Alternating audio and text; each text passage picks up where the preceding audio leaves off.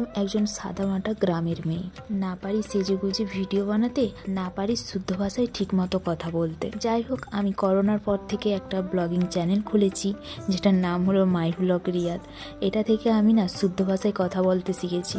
এটা নিয়ে না অনেকের অনেক রকম কথা। আমরা মেদিনীপুরের মেয়ে, তো মেদিনীপুরকে আমি ছোট করছি না, কারণ আমাদের কথাবার্তার স্টাইল একটু অন্যরকম, তোমরা অনেকেই জানো। কিন্তু সেই জায়গায় থেকে আমি তো পরিবেশের সঙ্গে যেমন কথাগুলো তোমরা জানোই, আমি এখানে আর উচ্চারণ করছি না। সেই থেকে যখন আমি যাচ্ছি, খাচ্ছি, এইসব বলছি, তখন আমাকে অনেকে অনেক রকম কথা বলে। তাদের কি বদগুণ আছে জানো তো? আমার পেছনেই বদনাম করে, আমার সামনে এসে কোনো বদনাম করতে সুযোগই পায় না। আর তাছাড়া হলো যে আমি সুযোগ দিই না।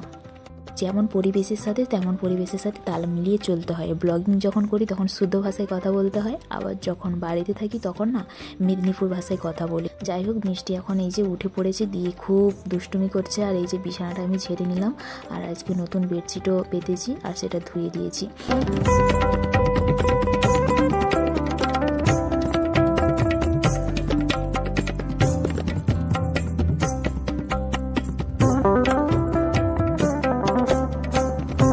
আমি তোমাদের সাথে আজকে শেয়ার করি যে আমার শাশুড়ির সাথে আমার সম্পর্কটা কীরকম। সত্যি কথা বলতে আমার শাশুড়ির সাথে সম্পর্কটা হলো বন্ধুর মতো। আমাদের ঝগড়াঝাটি ওসব হয় না। কেমন মিষ্টিকে যদি একটু মারি টারি তখন একটু হচ্ছে মানে হয়, যেমন প্রত্যেকটা পরিবারে হয়েই থাকে সংসারে, বাচ্চাকে মারা নিয়ে যে প্রচণ্ড পরিমাণে ঝগড়াঝাটি এসব কিছুই হয় না আমাদের মধ্যে। সত্যি কথা বলতে অন্যান্য ঘরের শাশুড়িদের দেখি মানে ঝগড়াঝাটি হয় অনেকেদের, যে সকালে বৌমা উঠেনি তা নিয়ে একটা সমালোচনা, এইসব কিছু। তো সত্যি কথা বলতে আমি ঠিক 7:30 পৌনে 8টার দিকেই ঘুম থেকে উঠি, কারণ আমি বাড়ি থেকে বেরোনো মানে মিষ্টিও ঘুম থেকে উঠে পড়ে। ওর ঠান্ডা লাগা মানে আমার ঠান্ডা লাগা মানে ওরও ঠান্ডা লাগবে। সেই জন্য আমাদের মা মানে সবসময় চেষ্টা করে যে নিজে সকালের কাজটা করে নিতে। যেমন সকালে ধরো না বাসন ধোয়া, তারপর আমাদের গরু রয়েছে, তারপর জল ধরা, এইসব কিছু আমাদের মাই করে। Hello everyone, good morning. কেমন রয়েছে সবাই? আশা করছি সবাই খুব ভালো আছে, সুস্থ। বাসি বিছানাগুলো তুলে দিলাম, আর আজকে বেডশিটটা চেঞ্জ করেছি, ময়লা হয়ে গেছে। সাদা বেডশিট তো বেশি ময়লা হয়ে যায়, তো চেঞ্জ করে দিয়ে একটা নতুন বেডশিট পেতে দিলাম। আর এখন মিষ্টির কাঁথাগুলো ছাদে এনে মিলে দিয়েছি। তো আর মিষ্টি এখন ঠাকুমার কাছে রয়েছে। তো চলো পুরো ভিডিওটা দেখতে থাকো। আশা করছি আজকের ব্লগ ভিডিওটা দেখতে তোমাদের অনেক ভালো লাগবে। প্রথম থেকে শেষ পর্যন্ত দেখতে থাকো, স্কিপ না করে। আর আমাদের না ঘরে সেরকম কাজ নেই, আবার দেখতে গেলে অনেক কাজ। একটা সংসারে কাজ মানে অনেকই কাজ রয়েছে, কিন্তু আমাদের মায়ের বাড়িতে যেমন অনেক কাজ রয়েছে, রবি ফসলের চাষগুলো রয়েছে, আমার শ্বশুর বাড়িতে ওসব জিনিসগুলো নেই। আমি যখন আমার মায়ের বাড়িতে থাকতাম তখন সব মিষ্টির কাঁথা কাপড় জামা কাপড় আমার মা ধুয়ে দিত, আর এখানে এসেছি আমাদের মাই ধুয়ে দেয়। কিন্তু এই কদিনের মানে রোয়া পড়েছে তো আমাকে রেখে দিতে বলছিল, কিন্তু আমিও তবু আজকে ধুয়ে দিয়েছি। আমাদের মা একটা কথাই বলে যে মানে আমি যদি বৌমার উপরে হিংসা করে আমি যদি কাজগুলো ফেলে রেখে সে তো করবে না এমন নয়, সে করবে। তো তখন যদি তার ঠান্ডা লেগে বাচ্চাটার অসুখ হয় তখন বাচ্চাটাও কষ্ট পাবে, তার ছেলেরও পকেট খালি হবে। মানে পকেট খালিটা মেন কথা না, শরীর খারাপ, যে বাচ্চার যখন কফ সর্দি হয় অনেকটা কষ্ট পায়। আমি বাপের বাড়িতে বেশিরভাগ থাকি, হ্যাঁ মানছি অনেকে অনেক কথা বলে যে শাশুড়ির সাথে সম্পর্ক খারাপ, ঝগড়াঝাঁটি হয়, সেই জন্য বাপের বাড়িতে এসে পড়ে আছে। একদমই না, এটা সম্পর্কটা খুবই ভালো, সত্যি কথা বলতে। তো আমি যখন বাপের বাড়িতে থাকি না, আমাদের মা মানে ডাকতেই থাকে যে কবে আসবে কবে আসবে। আমাদের না বাড়িটা এখনো প্লাস্টার হয়নি, তো গরমকালে প্রচণ্ড পরিমাণে গরম হয়, যেহেতু একতলার ছাদ। আবার শীতকালে না প্রচণ্ড পরিমাণে ঠান্ডা হয়, সেই জন্য গিয়ে থাকি।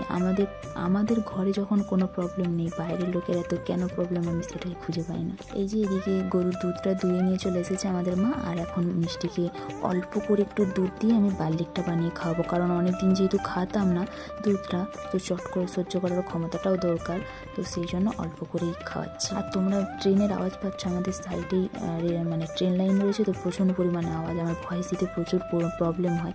আর দেখো ছোট্ট ছোট্ট মিনি সয়াবিন আজকে রান্না করেছি, কিন্তু খুব সুন্দর লেগেছে খেতে। সে ঠাকুমা আমাকে জামা কাপড়গুলো কাচতে নাই বলেছিল, যে কালকের দিকে কাচার মানে সে কাচবে বলছিল, কালকে মানে রোহিত যাবে না, হয়ে যাবে, সেই জন্য।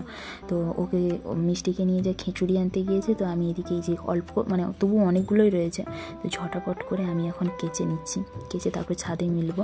আর ওদিকে খাওয়াটাও বানিয়ে রেখেছি, মিষ্টি এলে খাওয়াবো। আর এই বেডশিটটা না খুব ভারী, তো দম তো পুরো বেরিয়ে গেছে, বেডশিটটা প্রচণ্ড পরিমাণে ভারী এসেছে, মিলবো ওইগুলোতেও দিয়ে দেবো।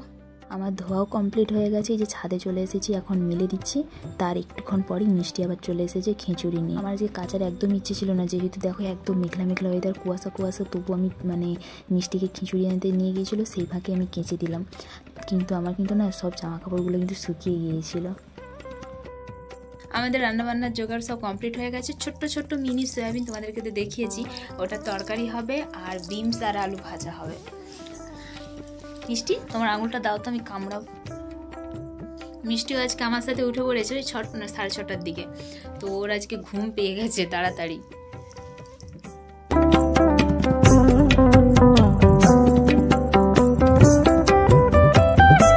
এখন ওই 11:30-12টার মতো বাজে। মিষ্টিকে আপেল একটু কুচিয়ে ওকে খাওয়াচ্ছি। তো একদমই ফল খেতেই চায় না, সেই ছোটো ছোটো আপেলগুলো খাবে, এই আপেল একদমই খেতে চায় না। বড় আপেল কিন্তু এই আপেলের দাম বেশি, কিন্তু এই আপেল খেতেই চায় না। তো এই যে ওর ঠাকুমার সাথে এখন গরুকে খেতে দিতে যাবে, তারপর আমাদের মা চলে যাবে মাঠে গরুকে খেতে দিয়ে। আর এই যে মেষ দিচ্ছেন, জার্সি গরু মানে মেষ ছাড়া চলেই না। আমি এদিকে সব সবজিগুলোকে ধুয়ে নেব, বিনস আলু ভাজা করব আর মিনি মিনি যে সয়াবিন ওটার তরকারি করব, কারণ তাড়াহুড়োর মধ্যে করতে হবে আর কি, দুদিকে গ্যাসে চাপিয়ে। আর দেখো এটা হলো আমাদের গাই গরু, আর বাছুরটা ছিল। তো ছোটখাটো আগে আমি রান্নাবান্নাটা করে নেব, কারণ আমাদের মা আবার আজকে মাঠকে যাবে, তো আজকে হলে হয়তো হয়ে যাবে, দেখা যাক কি হয়। আর যেটুকু থাকবে আমাদের বাবা যাবে। তো মিষ্টিকে নিয়ে না কাজ করতে প্রচুর প্রবলেম হয়, কারণ ও প্রচণ্ড পরিমাণে জল ঘাটে আর আমাকে একটুও কাজই করতে দেয় না। সেই জন্য আমাদের মা বললো যে তুমি, কালকে আমি ওরকমই করেছিলাম, রান্না করে নিয়েছিলাম, তারপরে মিষ্টিকে সারাদিন রাখছিলাম। এই সয়াবিনটা না আমি প্রথম খেলাম, এরকমই ছোটো ছোটো খেয়েছি, কিন্তু সেগুলোর স্বাদটা একটু অন্যরকম আর একটু শক্ত শক্ত, আর এগুলো না খুব নরম। অন্যান্য দিন মিষ্টি সয়াবিন হলে খেতে চায় না, ওর গলাতে বেঁধে যায়, কিন্তু আজকে না খুব ভালো খেয়েছে সয়াবিন। আর দেখো আমরা এখন রান্না করি, এই যে সিঁড়ির নিচে গ্যাসটা রেখেছি, আর এখনও ঠিকঠাক তো হয়নি, সেই জন্য এই সিঁড়ির নিচেটাতেই গ্যাসটা আছে আর কি, এখানে রান্নাবান্না করি। আর এটাতে মানে অনেকটা বড় একটা রুমের মাপে সেপটিভ করা রয়েছে আমাদের বাথরুমের। তো আমার তো রান্নাবান্না হয়ে গেছে, আর মিষ্টিকে স্নান করিয়ে ঘুম পাড়িয়েও দিয়েছি, কারণ ও আজকে 6টার দিকে উঠেছে, 6টা 6:30টার দিকে, সেই জন্য ওর প্রচণ্ড পরিমাণে ঘুমও চলে এসেছিলো। তো অল্প করে ভাত খেয়েছে, তো ঘুম থেকে বেলার দিকে আবার ওকে তাড়াতাড়ি করে খাবার খাইয়ে দিই। তো অল্প করে খেয়েছে, যেহেতু ঘুম চলে এসেছে, মাঠে গেছে। আজকে হলে হয়তো হয়ে যাবে রোয়া, দেখা যাক কী হয়। তারপরে এই তলা বাড়িটা রয়েছে, তো চলো আবার পরে দেখা হচ্ছে। ওকে ঘুম পাড়িয়ে মানে শুইয়ে দিয়ে আমি খেয়ে নেব। খেলনাটা কার?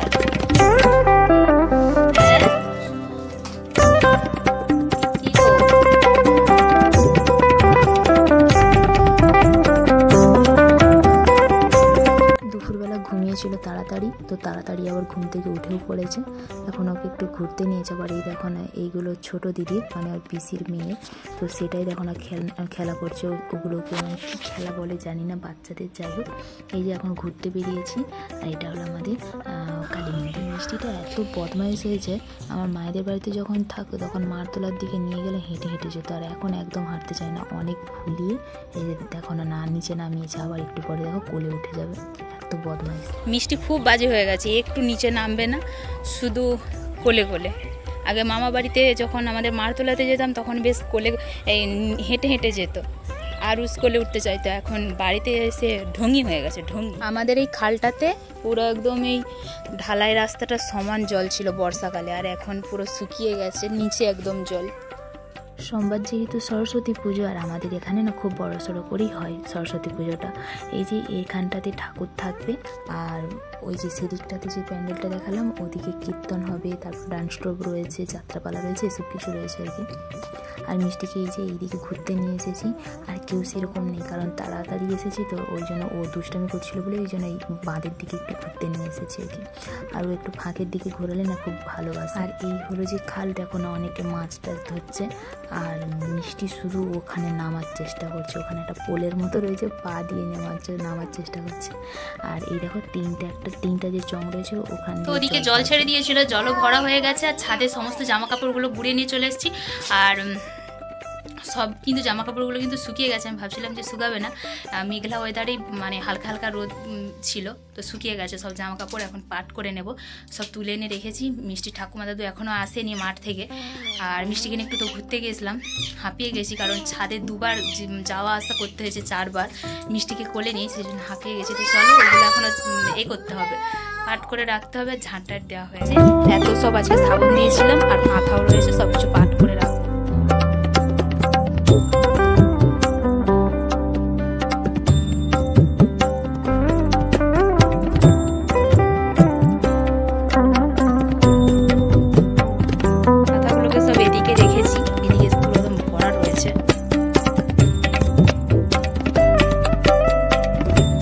দাদু